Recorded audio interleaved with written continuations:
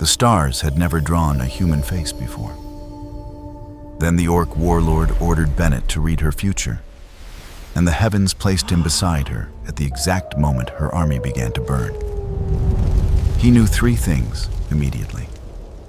The vision was impossible. Someone had taught the sky to lie, and Elira would kill him if he told her the wrong truth. She arrived at the observatory 1 hour before midnight, with thunder behind her and 12 soldiers below. Only she climbed the final stairs. The bronze doors opened hard enough to shake dust from the dome. Wind followed her inside, snapping the dark red cloak from her shoulders and scattering Bennett's calculations across the circular floor. He caught 1 page beneath his boot. The other 40 escaped toward the star engine. "You could have knocked," he said.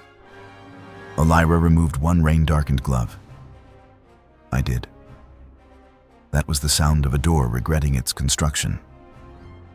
The Warlord looked back at the bent latch. Build a stronger door. She was taller than any person who had entered his observatory, and broader through the shoulders than the stone statues in the palace square. Deep olive-green skin caught the blue light of the instrument lamps. Her long black hair had been divided into thick braids bound with copper rings, and 2 polished ivory tusks curved over her lower lip.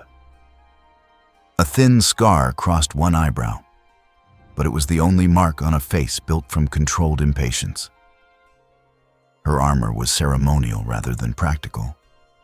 Dark scaled leather over a fitted black tunic, bronze plates at the shoulders, and a wide belt bearing the symbols of 3 united clans.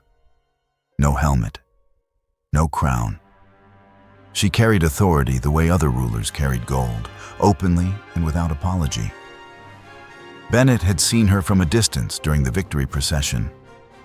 At a distance, she had looked dangerous. Up close, she looked precise.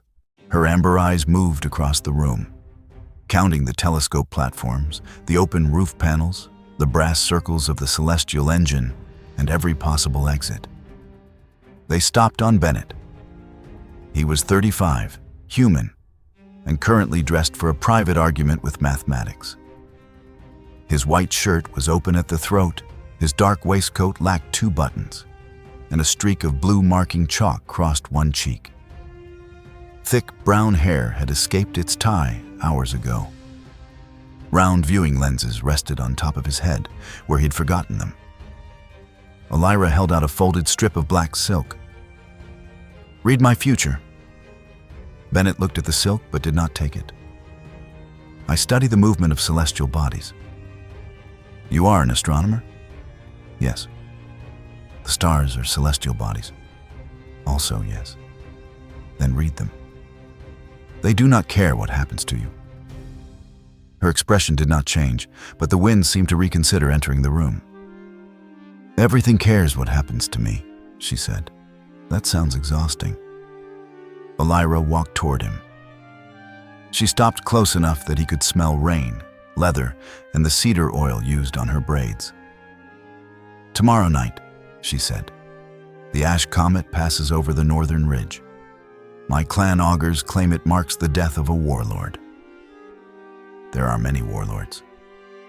There were. Bennett decided not to ask what had happened to the others. Elira unfolded the black silk on his work table. Silver thread formed a constellation across it. 7 stars curved like a blade around a dark central circle. Beneath them stood a green figure wearing 3 clan marks. A pale shadow waited at her right side. "This pattern was copied from a sky tablet older than the palace," she said.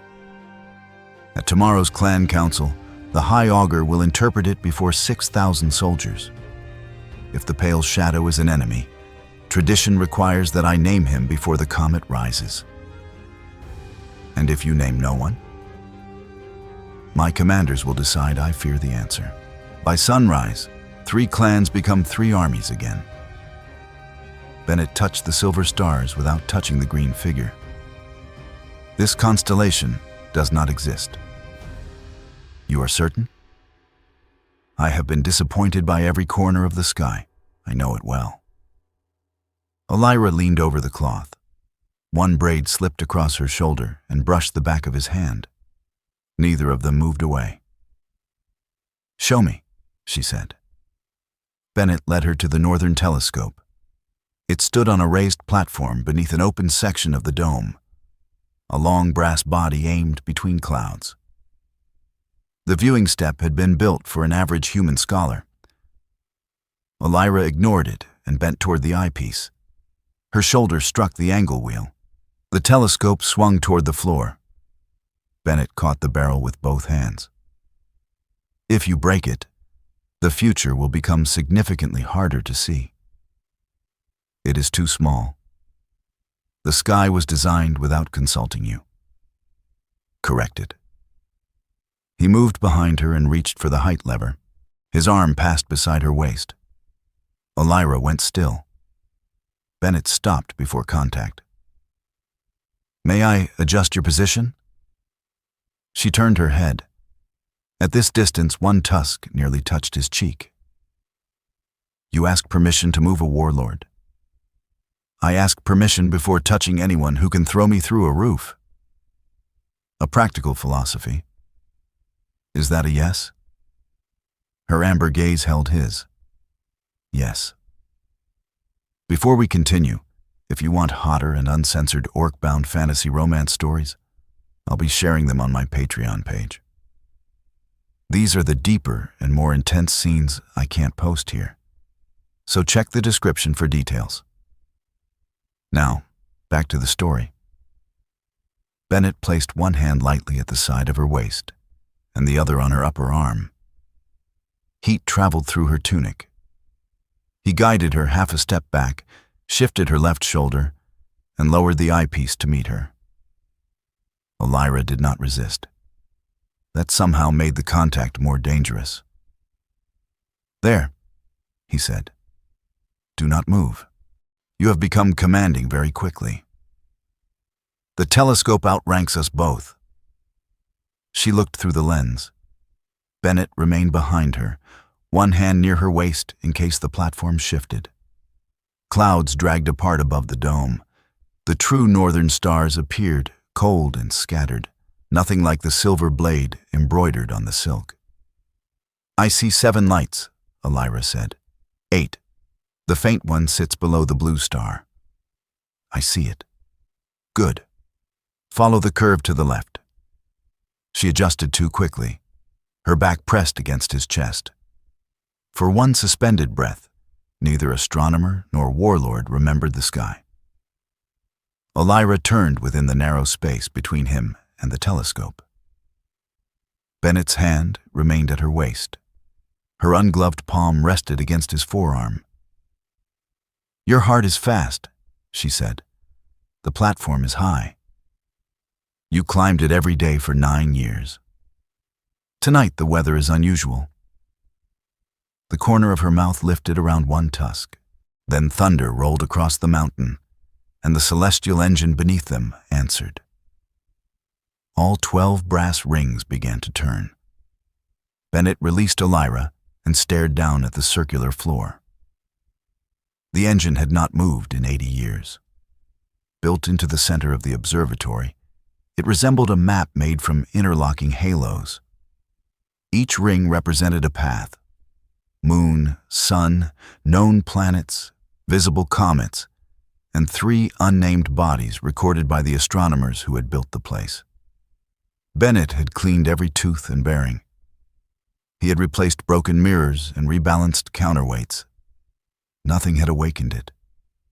Now blue fire ran through the engraved constellations. "What did you do?" Elira asked. "I was about to ask you." The black silk on the work table lifted into the air. Silver thread pulled free from the cloth and became light. 7 false stars crossed the room, hovered above the engine, and curved into the shape of a blade. Elira descended from the platform. "Is this astronomy?" "Not any respectable kind." At the engine's center, 2 bronze handplates opened like leaves. One was sized for a human hand, The other was nearly twice as wide. Elira looked from the broad handplate to Bennett. It expects us. Machines do not expect. This one made preparations. Bennett crouched beside the human-sized plate. It carried no dust. The metal was warm. "Do not touch it," he said. Elira placed her palm on the larger plate. "You have a complicated relationship with instructions. Read my future." The broad plate closed around the edges of her hand without trapping it. Blue fire climbed the bronze veins. Nothing else happened. The human plate waited. Bennett disliked prophecy, ancient mechanisms, and situations in which touching an unknown object was the most sensible available decision. He disliked Elira, watching him hesitate even more. He placed his hand beside hers. The observatory vanished. Stars filled the dome, the floor, and the air between their bodies. Bennett felt Elira's fingers close around his as the engine dropped them into a sky with no horizon. They stood on the observatory platform beneath the ash comet. It burned red across a moonless night. Below the mountain, thousands of campfires formed 3 separate armies. The vision changed. Elira appeared before a council of clan standards. A pale figure stood at her right side, indistinct and faceless. An unseen voice accused the shadow of corrupting the stars. Soldiers raised their weapons. Elira turned, not toward the army, but toward the shadow. The figure gained a face. Bennett saw himself, not as he stood now. The man in the vision wore an orc commander's dark cloak over his human clothes. One lens of his viewing glasses was broken. His right hand was wrapped around Elira's bare wrist. She was holding a blade beneath his ribs. The image lurched forward. The comet split into 3 burning fragments. One struck each army. Green fire raced through the valley. Elira dragged Bennett closer in the vision. Her mouth formed words the engine refused to let them hear. Then she kissed him. It was not gentle. It looked like a promise made in defiance of an ending. The mountain broke beneath them. Bennett tore his hand from the plate. The observatory returned with a violent rush of cold air. He was on one knee. Elira stood over him, still gripping his hand. Her pulse struck hard beneath the place where his thumb rested against her wrist. Neither of them spoke about the kiss. "You were beside me," she said. "I noticed. I held a blade against you. Also difficult to miss. And after that, the mountain collapsed." Her eyes narrowed. "Before that..." Bennett looked at their joined hands. Elira released him. "The engine showed a constructed sequence," he said. "Images assembled from the silk, from our presence, perhaps from whatever mechanism is hidden beneath these plates. It did not show the future. You sound less certain than before." "I have had an unusual evening." "The image knew your face." "It may have taken it from me." "It knew how you kiss." Bennett stood. "It invented how I kiss." Elira studied his mouth with open interest. "Did it invent accurately?" "That question is not astronomy." "Convenient." He turned to the engine before she could see how effectively the question had unsettled him. The rings had stopped in an impossible alignment. Moon and comet occupied the same engraved position, though the real moon hung west of the ridge. 3 small bronze markers pointed toward the valley camps. Someone had altered the engine. Bennett took a lamp and examined the inner teeth. Fresh oil shone where there should have been dust. One screw bore a bright scratch. Beneath the comet ring, a narrow wedge of black glass had been inserted into the projection channel. He reached for it. Elira caught his wrist. This time she released him before he asked. "If someone placed it there," she said, "they may know when it is removed." "A machine cannot report us. People can." Her gaze moved to the dome's upper gallery. The shadows between the support arches looked suddenly occupied. Bennett lowered his voice. Only observatory staff have keys. How many? The keeper of records, 2 assistants, the palace augur, and me. Where are they? Sent away this afternoon. The augur's office ordered the dome cleared before your visit. I gave no such order. I assumed you wanted privacy. I wanted an answer. Privacy is something rulers are rarely permitted. She climbed the gallery stairs without drawing a weapon. Bennett followed with the lamp. They found no watcher. They found a warm cup of spiced tea behind the western pillar. Beside it lay a sliver of silver embroidery thread, identical to the false constellation on the black silk. Elira touched the cup with one finger. Someone watched the engine wake and left before the vision ended. Then they know it showed you beside me. Bennett looked down at the campfires scattered across the valley. What will your augur do with that knowledge? If the pale shadow is declared an enemy, my law requires me to execute him before the comet passes. Your law seems enthusiastic. It was written during an enthusiastic century. And do you obey it? Elira turned from the gallery rail. Blue instrument light sharpened the planes of her green face. I united 3 clans by proving that the old laws could serve the living instead of feeding on them. But every commander who accepted my rule kept one condition. I may change tradition only after I survive it. That is not a condition. It is a trap. Most crowns are. You do not wear one. Exactly. Thunder rolled again. The last open roof panel shuddered in its track. Bennett reached for the closing lever. Elira reached at the same time. Their hands met around the brass handle. She did not pull away. By tomorrow night, she said, either you prove the vision false, or I stand before 3 armies with your face woven into their oldest prophecy. What happens to me in the second possibility? That depends on whether you are more useful alive. Comforting. Her fingers shifted over his.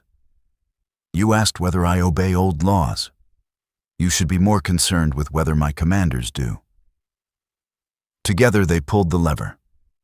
Bronze shutters rolled across the dome, sealing out the storm. The room darkened until only the false constellation remained, 7 silver lights hanging over the engine. Elira stood close enough that her shoulder pressed against Bennett's. You will begin now, she said. That sounded like an order. It was. And if I refuse? She looked down at him, fierce and composed. Then I will ask. The unexpected answer held him more effectively than a threat. Bennett glanced toward the engine, the black glass hidden beneath its ring, and the silk prophecy floating above it. Ask me then. Elira's expression changed by a fraction. Help me find the truth. He turned his hand beneath hers until their palms met around the lever. Yes. They began with the black glass. Bennett refused to pull it free until he understood which gears it touched. Elira refused to wait for him to understand. Their compromise involved 3 lamps, 2 long brass tools, and her promise not to strike the engine unless it attempted to swallow either of them. Has that happened before? She asked. Not yet. Your reassurance requires work. He lay on his back beneath the outer ring while she held the comet wheel steady above him. The gap was narrow. Bronze teeth hung inches from his face, each one engraved with a number representing a fraction of the night sky. Elira's hands gripped the wheel on both sides. Metal creaked beneath her strength. A little farther, Bennett said. If I move farther, the axle bends. The axle was forged to carry 600 pounds. Then it should stop complaining. That sound is the axle. It sounds like you. Bennett smiled despite himself. He reached into the projection channel with a pair of padded tongs. The black wedge reflected nothing. It seemed less like glass than a hole cut into the shape of a crescent. As the tongs closed around it, a whisper moved through the engine. "Kill the shadow." Bennett froze. The voice had not come from Elira. It had come from beneath his hands. "Did you hear that?" Her expression changed. "Yes." "Kill the shadow," the glass whispered again. Elira released one side of the wheel and reached down. Her fingers closed around Bennett's wrist before he could touch the wedge directly. "Use the tongs. You are becoming very respectful of instructions. Only the useful ones." He withdrew the glass and set it inside a lead-lined tray. The false stars above them flickered out. The comet ring rolled backward by 7 degrees, settling into the position Bennett's calculations said it should occupy. The moon ring separated from it. Beneath the black wedge, a second alteration appeared. A thin 3-sided prism fastened to the projector. Bennett loosened it. One beam became 3. "The fragments," Elira said. The vision did not show the comet splitting. This made one image appear 3 times. "And the burning armies?" "Colored mineral dust inside the lamp housing. Green copper salts, most likely." She lowered the wheel gently and offered him her hand. Bennett accepted. Elira pulled him upright with such ease that he nearly collided with her chest. Her other arm came around his back to steady him. For a moment, he was held against warm leather and warmer skin. "You can let go," he said. "You nearly fell." "I nearly stood too quickly." Humans fall from surprisingly small distances. We value consistency. Elira's hand remained at the center of his back. "The glass spoke to us," she said. It repeated a message stored inside it. "How?" "Some black glass holds light. Better pieces hold sound. This one may hold intention." "Can intention be placed in glass?" Bennett looked toward the lead tray. "Every telescope places intention in glass. A lens decides which part of the universe matters enough to enlarge." "That is not an answer. It is the only honest one I have." Her thumb moved once against his back, thoughtful rather than possessive. Then she released him. The absence of contact felt colder than the room. Bennett carried the prism and the black wedge to his main work table. Beneath magnification, the prism showed fresh grinding marks. The black glass showed fingerprints, not ordinary prints. Thin silver powder clung to the ridges, the same metallic pigment used to draw ritual constellations on the High Augur's ceremonial gloves. "Can you prove where the powder came from?" Elira asked. "No. Half the palace uses silver dust during festivals. The comet feast begins tomorrow. Every priest, officer, and kitchen servant will be covered in it." "Then whoever did this chose the material well." Elira paced once around the engine. She moved like a commander reviewing a battlefield, but Bennett had begun to notice the difference between her public stillness and private frustration. Her jaw tightened first, then her right hand opened and closed. Only after that did anger reach her eyes.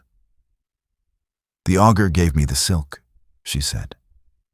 "He claimed it had been stored in the clan vault since the first warlord crossed the ridge. The silver thread is new." "How new?"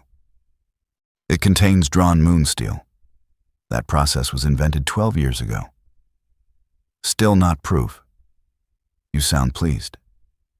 "I am deciding whether to throw you through the roof. The shutters are closed." "I noticed." Bennett placed the embroidered silk beside a set of old sky maps. The constellation was designed to resemble a real formation without matching one. That means the person who made it understands enough astronomy to deceive people who do not. The most dangerous amount of knowledge. Exactly. He opened the observatory record cabinet. Every shelf was empty. Bennett stared at the bare wood. What should be there? Elira asked. 4 centuries of comet observations. Glass plates, ink charts, weather records, letters from astronomers who hated one another. All removed today? I used the oldest plate 3 nights ago. Elira examined the lock. It was undamaged. Who has the key? The keeper of records. Who sent the keeper away? The augur's office. She turned toward the stairs. Bennett caught the edge of her cloak. Where are you going? Elira looked down at his hand, holding the fabric. He released it. To bring the augur here, she said, and ask whether he fabricated a prophecy, altered an ancient machine, and removed every record that could expose him. I was considering a more direct conversation. He expects that.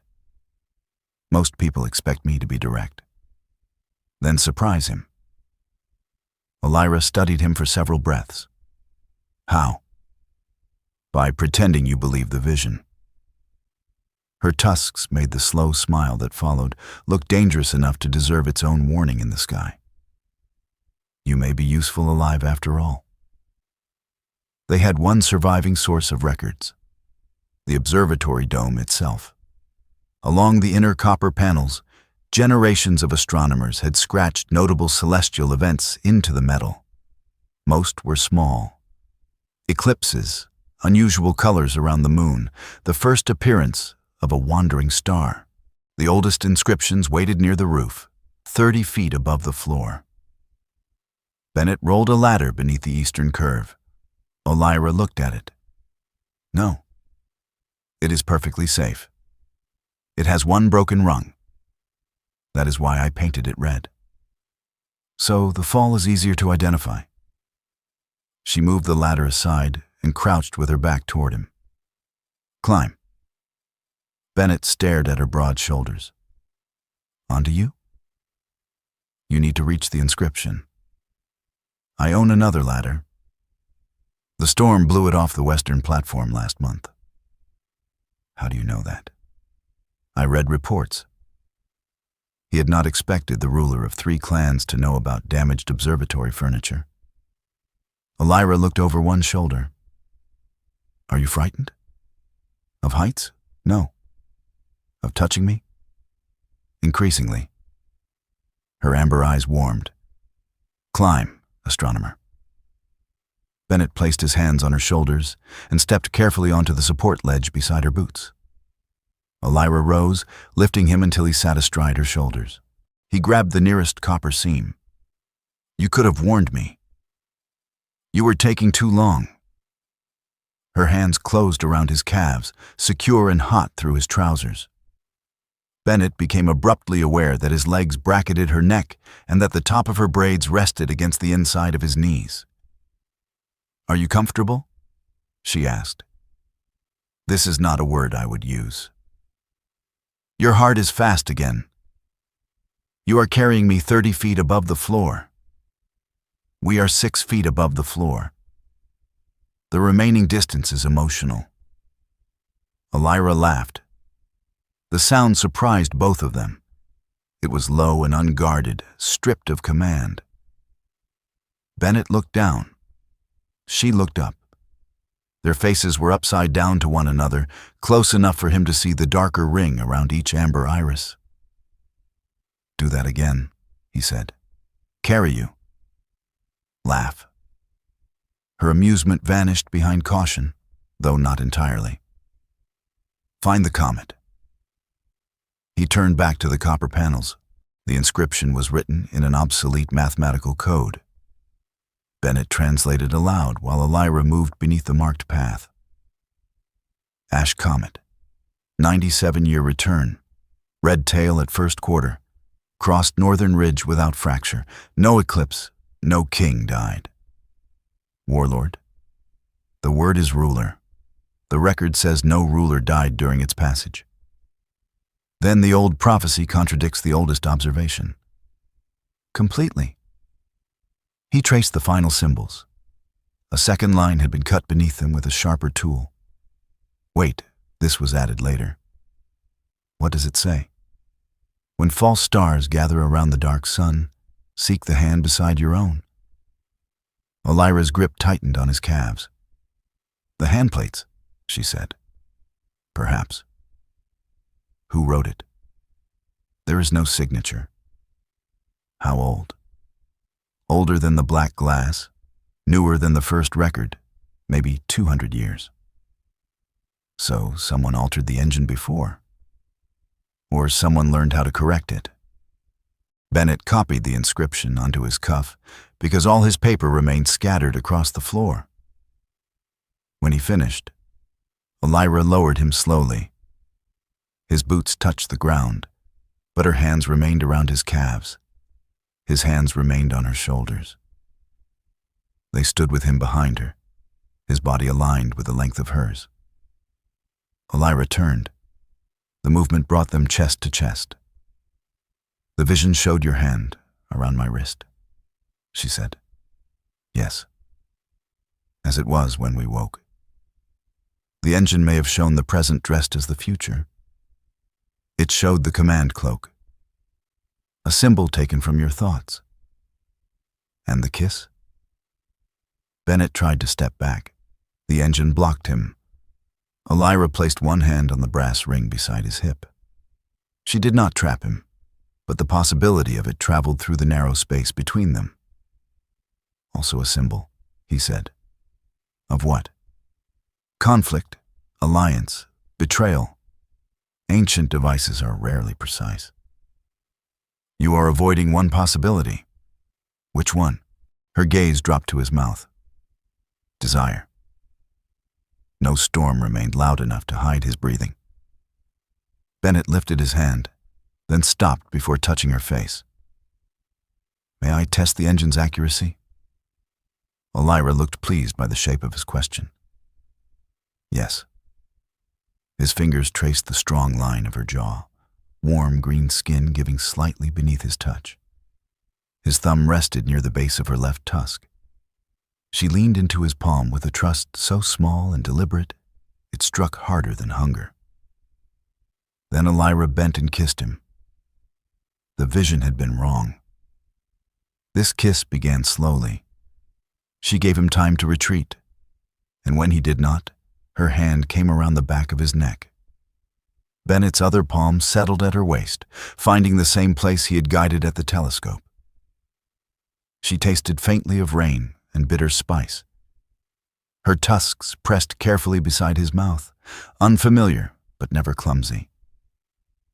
The gentleness lasted until he pulled her closer. Elira made a low sound against his lips and against. She lifted him onto the edge of the engine, as if removing one more obstacle from her path. Brass rings clicked beneath his weight. Bennett's knees opened around her hips. Her fingers moved into his hair, freeing what remained of its tie. The false prophecy lay forgotten on the floor. When they separated, Elira's forehead rested against his. Accurate? She asked. Bennett recovered enough air to answer. The engine lacked important detail. We should correct the record. Repeated observation is essential. She kissed him again, shorter and deeper. Then the midnight bell sounded from the valley. The celestial engine moved beneath them. Bennett jumped down.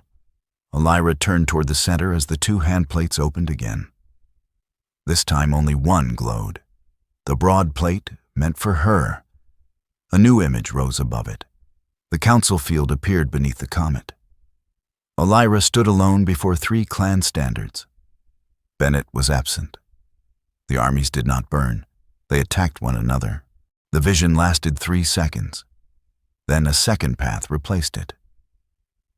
Elira stood beside Bennett. All 3 standards were lowered. The comet passed whole above them. A third path followed. Bennett stood alone at the observatory rail, while the palace below flew black mourning banners. The engine went dark. Elira stared at the empty air. 3 futures, she said. 3 arrangements. All changed by whether you stand beside me. That does not mean I cause them. No. She looked at him.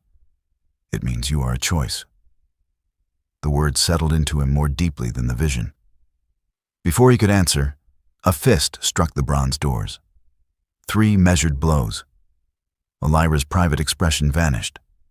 The warlord returned in its place. Enter. The captain of her guard stepped inside, rain running from a dark cloak. The captain bowed without looking directly at Bennett. The High Augur has called the commanders to the council field. He claims the pale shadow has been identified. Elira's gaze remained on the engine. Who? The captain finally looked at Bennett. The human astronomer.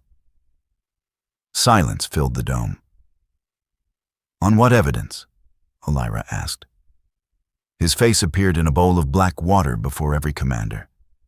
The augur says he has enchanted the observatory and placed himself in your future.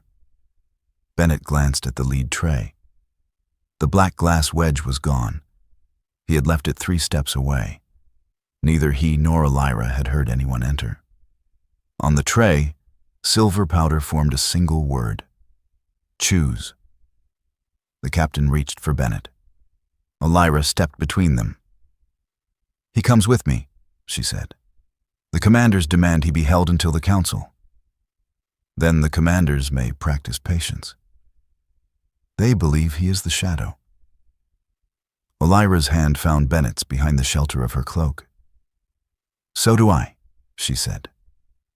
Bennett turned toward her. Her fingers tightened once, a warning to trust what came next.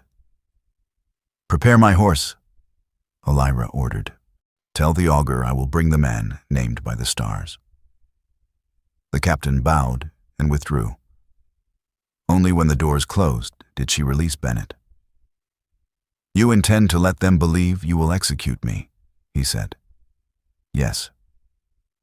Do you intend to execute me? Elira took his viewing lenses from the top of his head and placed them properly over his eyes. Not before you read the rest of my future. And after? She looked at his mouth once more. Do not make yourself inconvenient. I fear that began at birth. Then we must find better evidence quickly. The council would not meet until the comet appeared the following night. They had less than 20 hours. Bennett needed the missing observations. Elira needed to appear convinced of his guilt.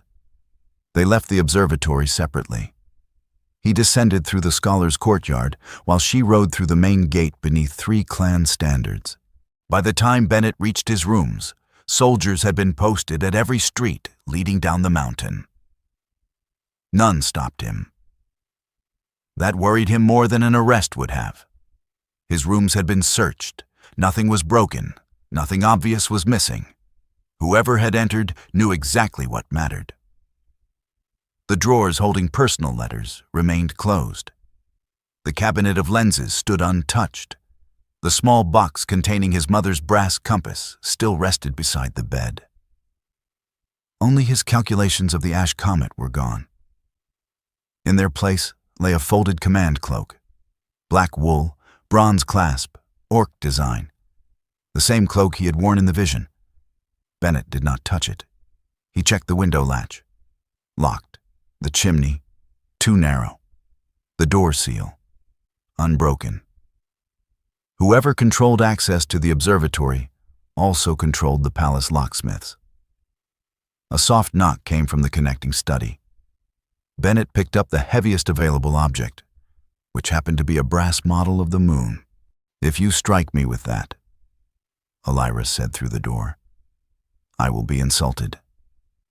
He opened it. She had changed out of ceremonial armor.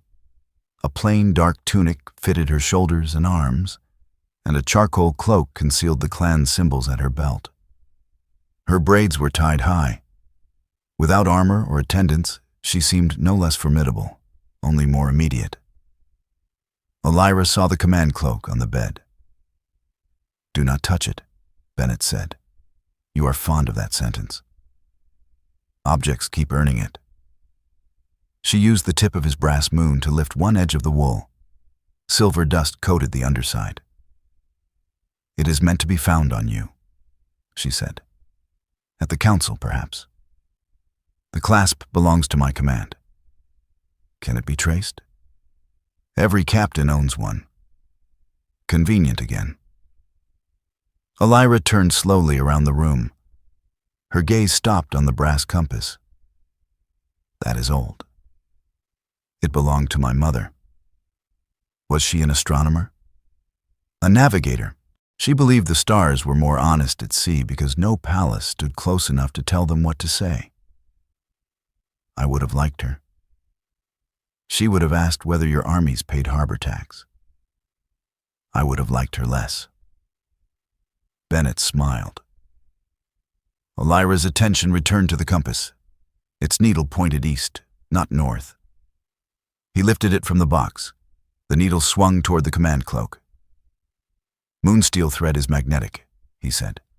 The silver embroidery on the false prophecy contains it. So does this cloak. Can the compass find the missing records? Glass observation plates were edged with moonsteel to protect them from heat. If they are nearby, yes. Elira reached for the compass, then paused. May I? The question pleased him more than it should have. He placed the instrument in her palm. You learn quickly. I conquer quickly. Learning is slower. The needle turned south, toward the palace's ceremonial district. Not toward the augur's tower, toward the council field. The records are already there, Bennett said. Then tomorrow's deception is larger than a spoken prophecy. They may be using the plates to power another projection. Before 6,000 soldiers. He looked at the cloak, the silver dust, and the compass pointing toward the place where Elira was expected to kill him. The vision is being built around us, he said. Then we stop following its path. How? Elira closed the compass and stepped close. Tonight, you teach me how to make the sky tell the truth. And tomorrow? Her hand settled at his waist, exactly where his had rested at the telescope. Tomorrow, I teach the sky what happens when it lies to me. They returned to the observatory before dawn. Elira entered through the main doors with Bennett walking 3 paces behind her and 2 guards watching from the stairs. She announced that the human would remain under her supervision until the council. The words traveled quickly through the waiting soldiers. By sunrise, everyone in the palace would believe she had accepted the prophecy. Inside the sealed dome, she locked the doors and turned to Bennett. Teach me. He began with the simplest instrument he owned, a wooden siding frame crossed by 2 threads. The sky lies when people tell you what to see before you look, he said. So first, you look without a lens. Elira stood at the western opening while Bennett rolled back one shutter. The storm had passed.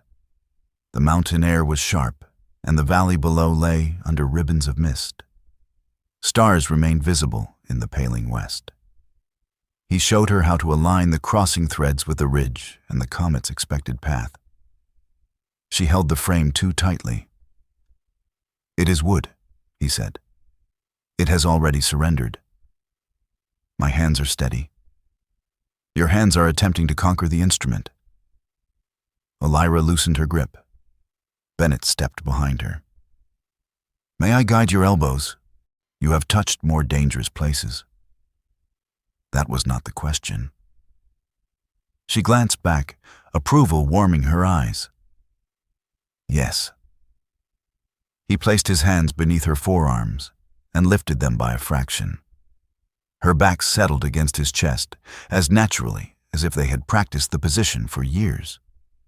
Together, they followed the invisible arc above the ridge. There, he said near her ear. The comet rises 4 degrees north of the old watchtower. It cannot cross above the council field unless someone bends its light. The prism, or a larger version of it. How large? Large enough to hide beneath a bowl of black water. Elira lowered the frame. That is where the augur showed your face. Then we know what to look for. We know where 6,000 soldiers will be watching. Looking is not enough. Bennett released her arms. She turned before he could step away, leaving them close in the open arch. Dawn silvered the copper rings in her braids. "When did you decide the stars were not gods?" she asked. "When I was 12. A priest said an eclipse meant the sun had closed its eye in anger. I had calculated the eclipse 3 weeks earlier. Either I was more powerful than the sun, or the priest was wrong." "You chose humility?" "Reluctantly."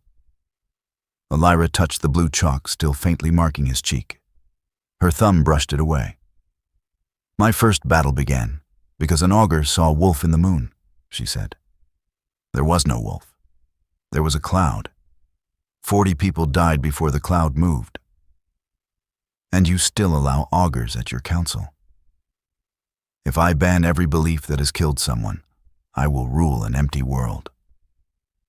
You could make them less powerful. That is what uniting the clans began. Before me, every commander kept a private augur. A dozen interpretations could begin a dozen wars. I gave one office authority so one set of lies could be examined. And now that office is threatened by peace. Yes, the motive stood between them with terrible simplicity. If the clans remained united, prophecy became advice. If they divided, prophecy became command again. Bennett looked toward the dark engine. "The High Augur does not need you dead. He needs you to behave exactly as tradition predicts. Kill the pale shadow. If you execute me, the vision appears true. If you refuse, he calls you enchanted. Either choice weakens you. Then we need a third choice." The engine showed 3. "It showed you beside me." Bennett met her gaze. "That is not a plan." "No." Her thumb returned to his cheek, though the chalk was gone. "It is where the plan begins." They left for the council field as the city bells announced morning. Elira made no attempt at disguise. She rode through the palace district with Bennett beside her and a guard escort behind. Anyone watching would see a ruler inspecting the place where judgment would be delivered. The council field occupied a broad terrace cut into the southern face of the mountain. 3 roads climbed toward it from 3 army camps. At the center stood a circular stone platform surrounded by clan standards. Workers were raising a canopy above a shallow black basin. The High Augur waited beside it. The official wore layered gray robes embroidered with silver stars. A smooth mask of dark glass concealed the upper half of the face. Both hands were covered by ceremonial gloves. Elira dismounted. "You began without my approval," she said. The augur bowed. "The sky does not wait for approval. Everything else does." The augur's attention shifted to Bennett. "You brought the shadow." "I brought an astronomer. At sunset we will learn which title survives." Bennett felt the mask study him. "The old law is clear," the augur said. "A shadow beside the warlord must be removed before the comet crosses." "Then you should hope your reading is accurate." Elira walked past without waiting for permission. Bennett followed her onto the platform. The compass inside his coat pulled hard toward the black basin. The missing glass plates were beneath it. He crouched as though inspecting the stonework. The basin stood on a bronze frame surrounded by small oil lamps. Under its rim, moon steel edges flashed in stacked layers. Hundreds of years of true observations had been arranged to feed light into a false sky. 3 narrow channels ran from the basin toward mirrored towers at the edge of the field. One pointed at each army road, Signal lines, Bennett said quietly. When the comet light enters the basin, the plates will split it toward the camps. Green fire. Images of it. Enough to make each army believe the others attacked first. Elira's face remained calm. Can you disable it? Not without dismantling the platform. Can you turn it? He followed the channels to a toothed adjustment ring beneath the basin. The 3 mirrors can be redirected toward the standards, but I would need access while the projection is active. You will have it. There will be 6,000 people between me and this ring.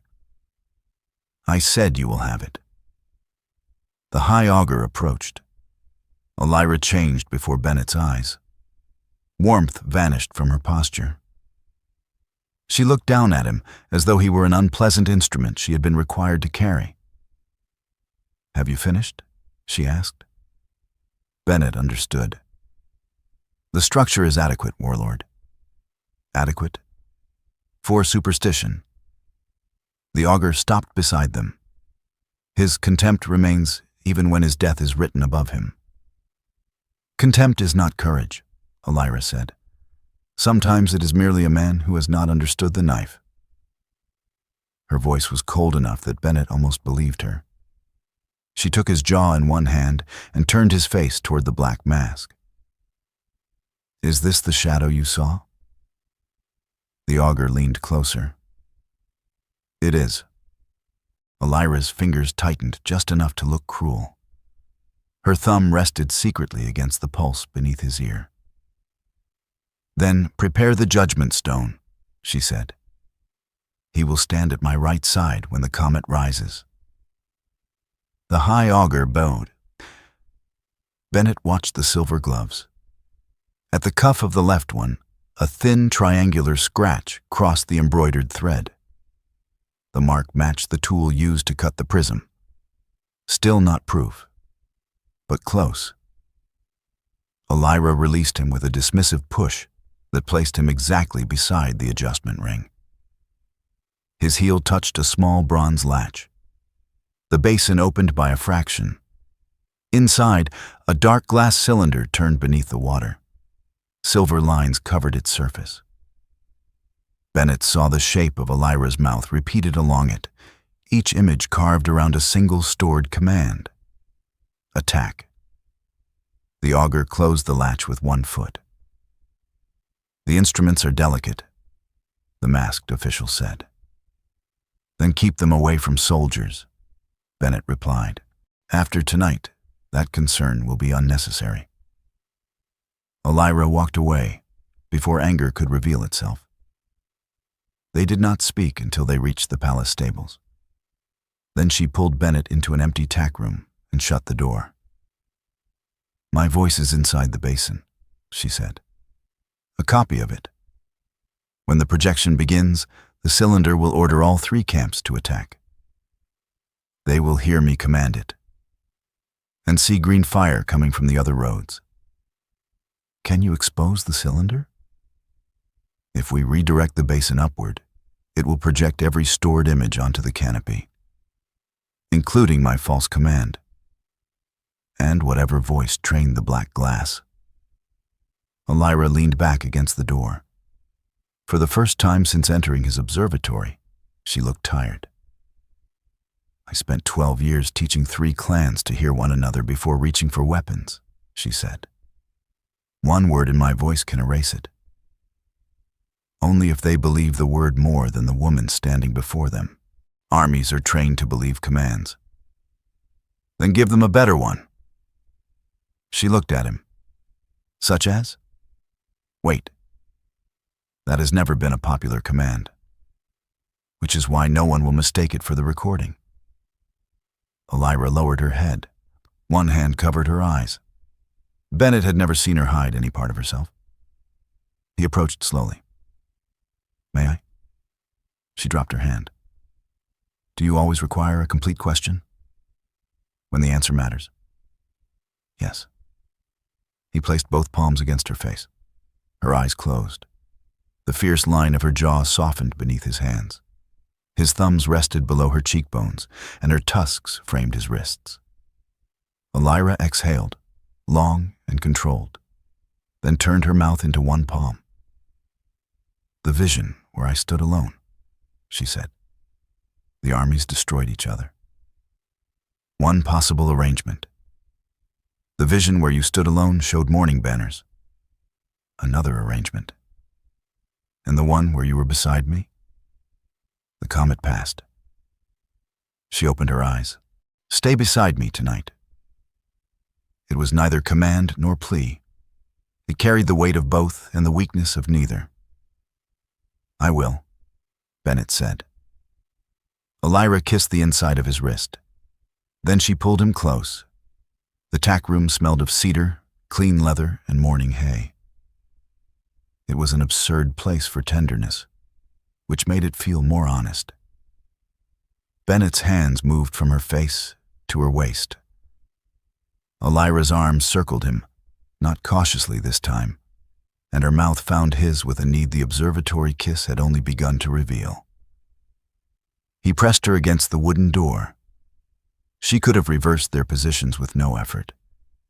Instead, she watched his face and allowed him to choose every movement. His lips traced her jaw, and her fingers tightened in his hair. She lifted his face. "After tonight, if we live, I want an observation not made during a conspiracy. The sky is usually less crowded." I was not speaking about the sky. Neither was I.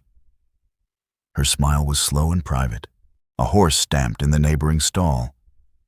Voices approached outside. They separated reluctantly. Elira straightened Bennett's waistcoat and fastened one of the two remaining buttons. He adjusted the copper ring near the end of her braid. "Your face is red," she said. "Human camouflage. It is ineffective. Your lipstick is on my mouth. A warning mark."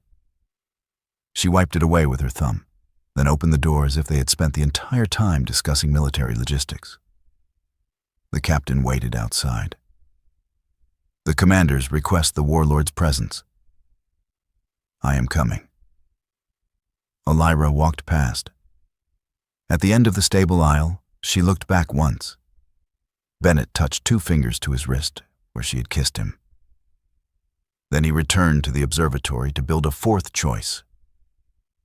He had no missing records, no black glass, and no authority over the council field. He had the copied copper inscription, his mother's compass, the 3-sided prism, and 9 hours. It would have to be enough. The inscription said to seek the hand beside your own. Bennett studied the paired hand plates. With the black wedge removed, the engine no longer showed faces or armies. It displayed lines of probability, hundreds of blue paths branching from every touch. When he placed only his hand on the human plate, the paths dimmed. When he placed a weight on Elira's plate, nothing changed. The engine did not respond to mass. It responded to choice. 2 living observers created 2 sets of intention. The machine did not predict what would happen to them. It calculated what might happen between their decisions. Bennett laughed aloud. The ancient builders had not created an oracle. They had created an argument. Every future required more than one will. The black glass had narrowed those possibilities by repeating one command until violence appeared inevitable. Remove the command, and the sky opened again. He worked faster.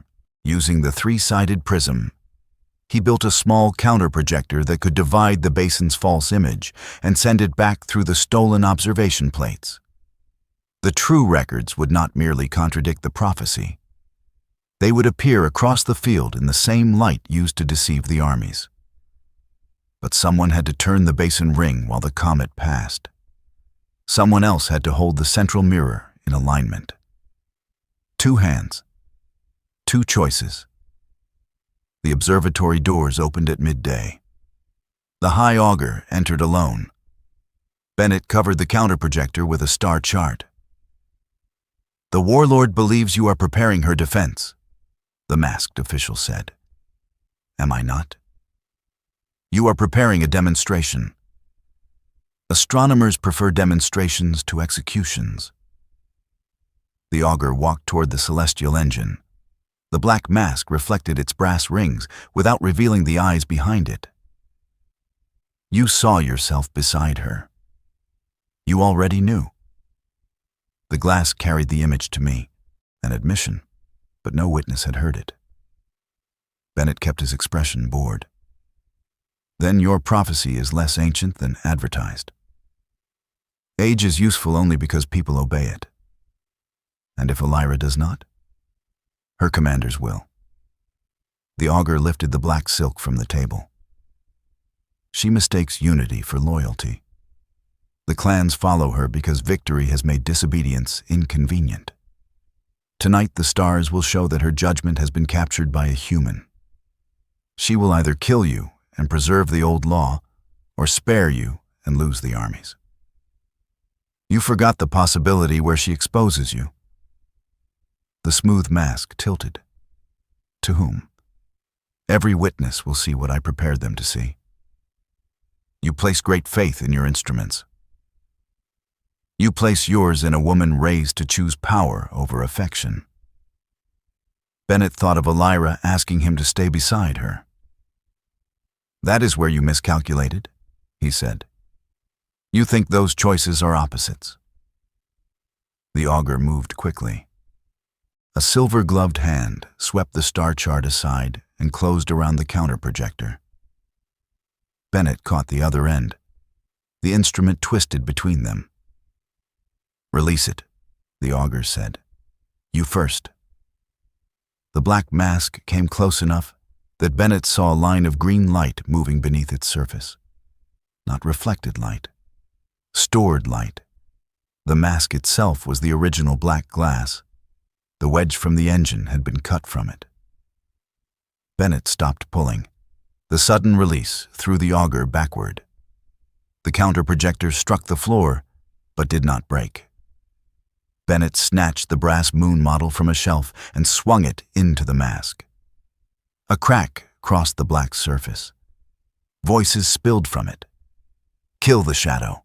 Attack. Obey the old law. The augur staggered. Bennett struck the mask again. A triangular fragment fell onto the floor. Its edge fit the empty projection channel perfectly. The bronze doors opened. 2 palace guards entered. They saw Bennett holding the brass moon. They saw the high augur clutching a cracked ceremonial mask. They saw the counter-projector at their feet. They did not see how the struggle began. The augur pointed at Bennett. The shadow attacked me. The guard seized Bennett's arms. He did not resist. The triangular fragment lay inches from his boot. He stepped on it, then slid it beneath the sole of his shoe. Take him to the council field, the augur ordered. The sky has given its answer early. Bennett looked at the cracked mask. The mask looked back. No, he said.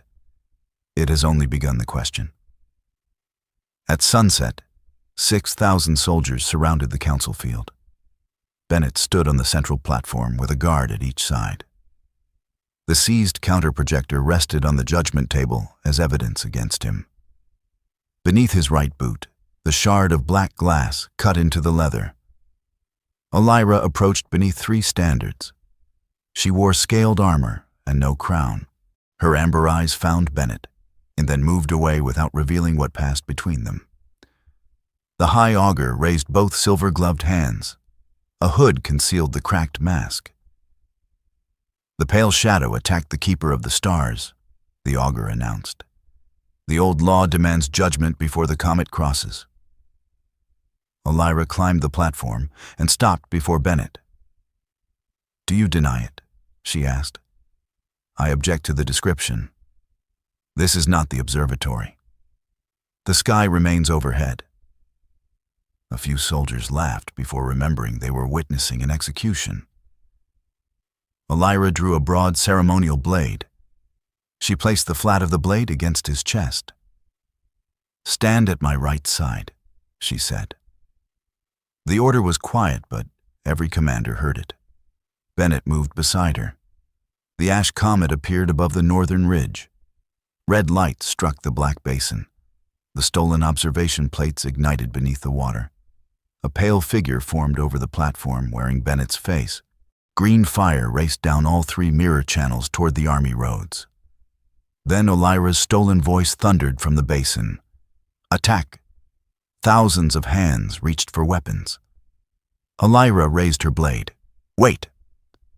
Her real voice crossed the field. One standard lowered, then another, then the third. No army moved.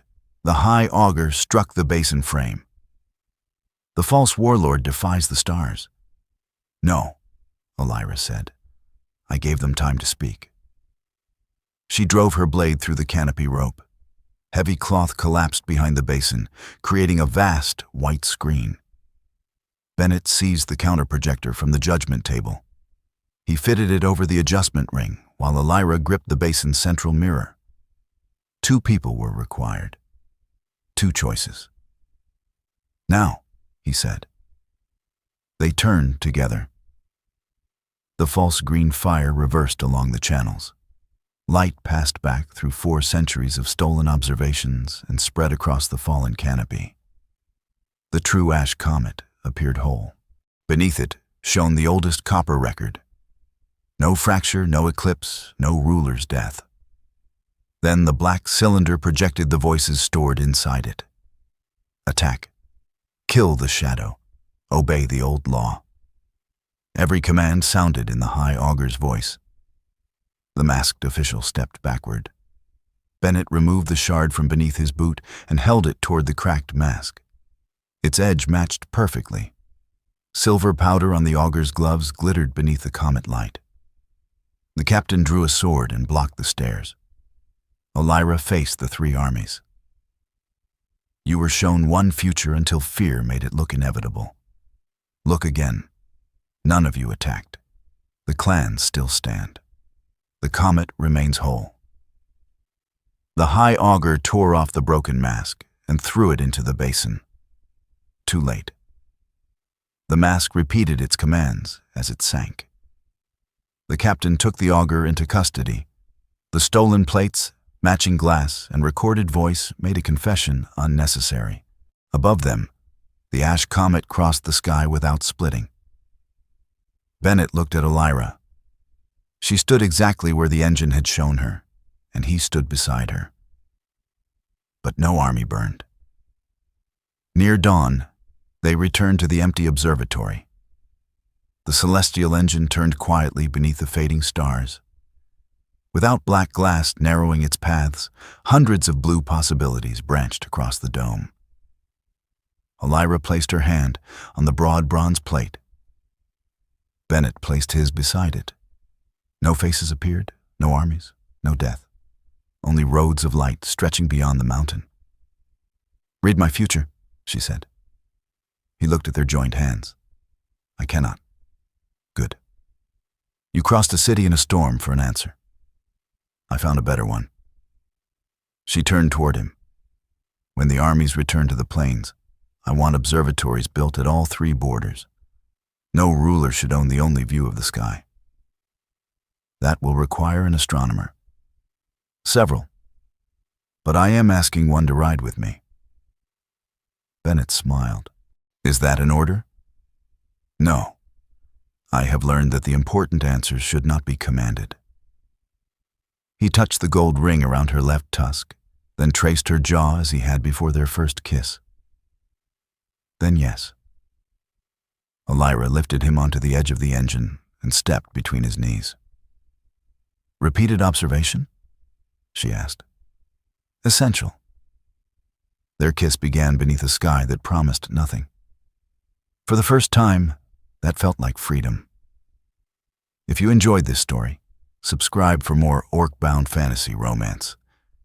And for hotter, deeper, and uncensored stories I cannot share here, visit my Patreon through the link in the description.